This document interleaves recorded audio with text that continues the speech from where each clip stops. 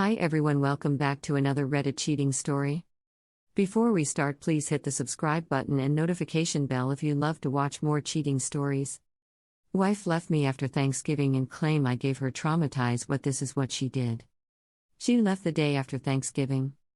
In a van she bought with Tiana in Tennessee. She bought this van the same day she left, while I was at work. She came in saying she was overwhelmed, and that she was going to leave. I got her to calm down and talk to me.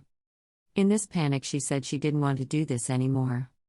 Tried to give the ring back, told me to sleep with other people. That's a whole lot of red flags I just ignored, and she left with a ring on her finger. She came back once a few days later for her first shower and laundry, but never since.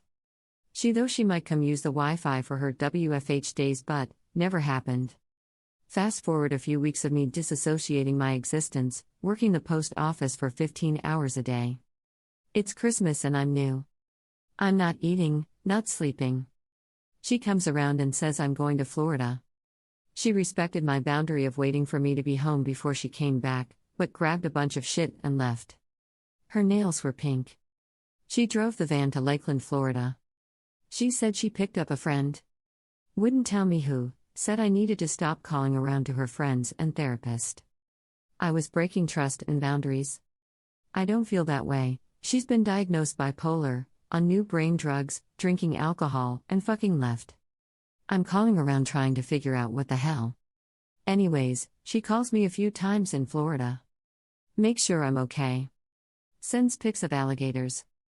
She comes back 4 days later or something, stops by the house while I'm gone. Calls me searching for her vibrator. She's only ever wanted to use it during sex, but okay. Maybe this is part of her self-improvement deal, whatever. She was in a real frenzy on the phone looking for it. Then, she doesn't come by for weeks. Not for me, not for the cats. She texts me and says I miss the cats. I try to keep conversation, texts going. I miss her. It's hard. She won't reply I love you or I miss you back. December 24th, I come home from work. She's on the couch crying. I try to act normal, I let the dog out.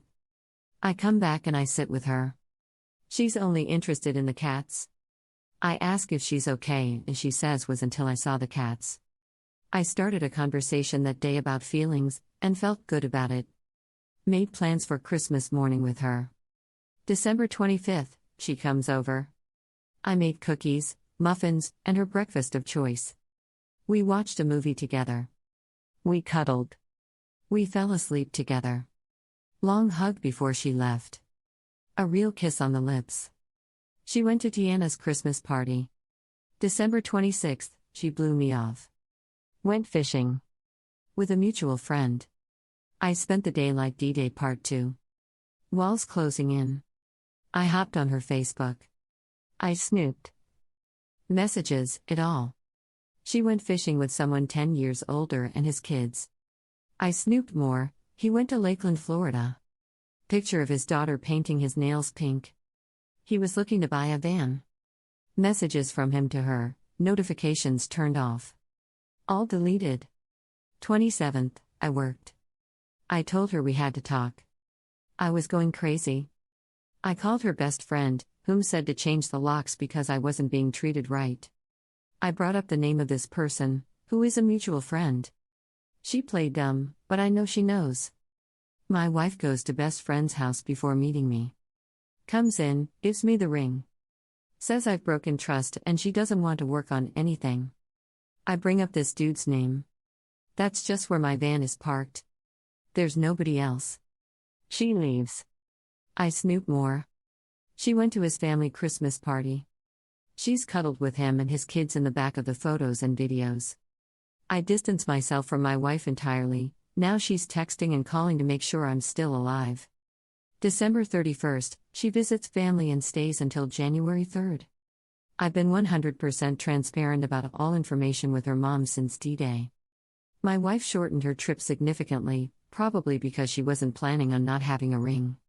She tells her mom it's because of her assault years prior and I re-traumatize her every time we have sex and she's not okay to be with anybody after the abuse she suffered years ago and she's working on herself. She tells me she told her mom about the assault, asks if I'm okay. I say no. She calls. I blew up. My feelings, boundaries. Telling her if it's going to work, I need the truth. I'm tired of being gaslit and out to dry. Friends turning against me at every turn. She cried. A lot. She said she loves me. That she'd like to see me. I check Messenger, unread message from him. I read it. He misses her, called her babe. I screenshot and deleted it. So I see her, that night after her return drive home. I see the van. She's definitely living in it. She's also not okay. She told me about this trauma she's re-experiencing. I believe it, I think it's truth. We talk. I hold my cards on this guy to myself. We hug, go our ways. After talking to me, she deleted it all. Facebook, Instagram, Twitter, Snapchat, all of it.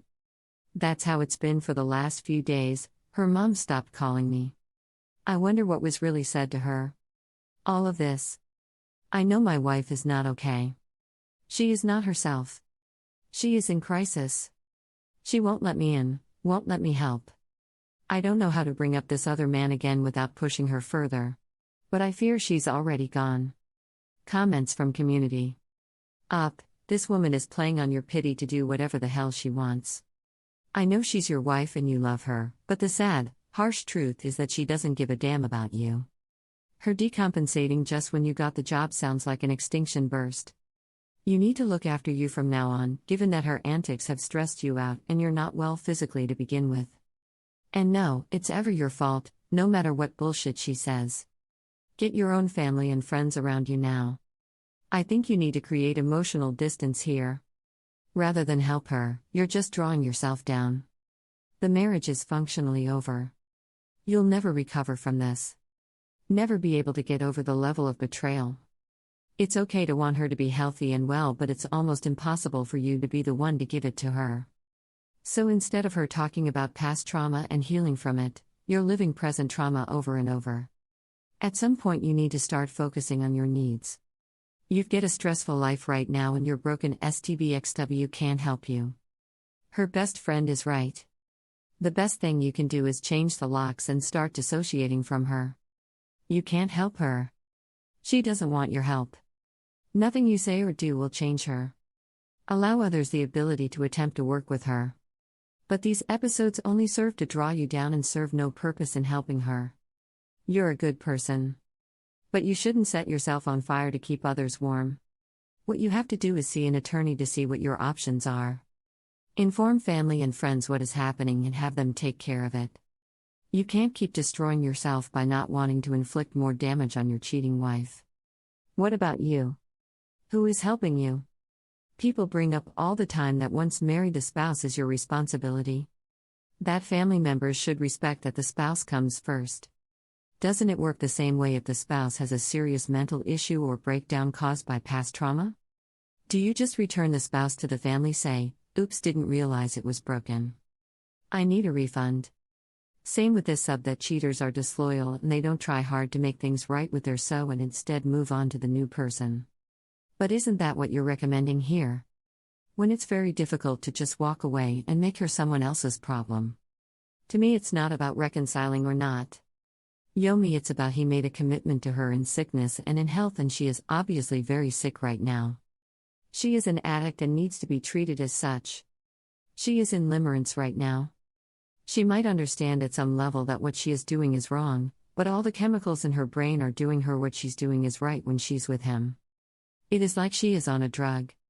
He can't do anything unless she chooses to do it. She is in crisis and he is forced to watch. There is nothing he can do to help her at this point. There is actually a lot. In my post below, I talk about some of the things I had to do to get my family member help completely against her will. Cause when someone has severe mental illness, they are incapable of making good decisions for themselves, like children.